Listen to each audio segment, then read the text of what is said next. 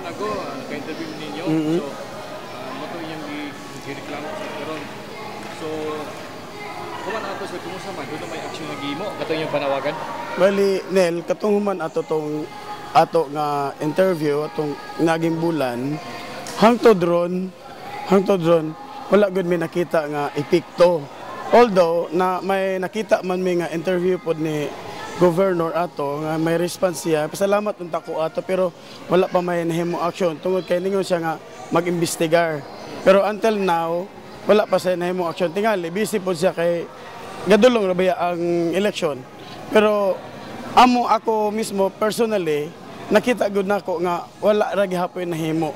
So akong panawagan ni Governor Gob kung naaman karon bilang taga Siaton manghinaot gyud mi na imong dunggon ning among kahimtang dire kay halos naguba na gyud ning tubig Siaton. So sakit kayo nga tanaw nato nga kami tanan naapektuhan.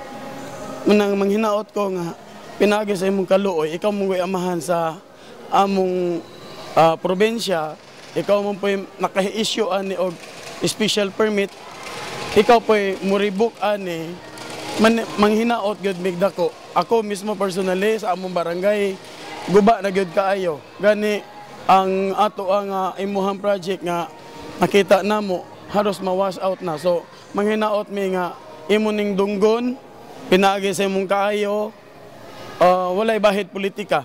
Wala milabot og unsay mga manghitabo sa kuan ang amo laman nga among gipaabot na nimo nga mahunong ang quarrying dire sa among lugar. Daghang salamat. Ano sa binahimo sa lungsod sa Siaton sa lokal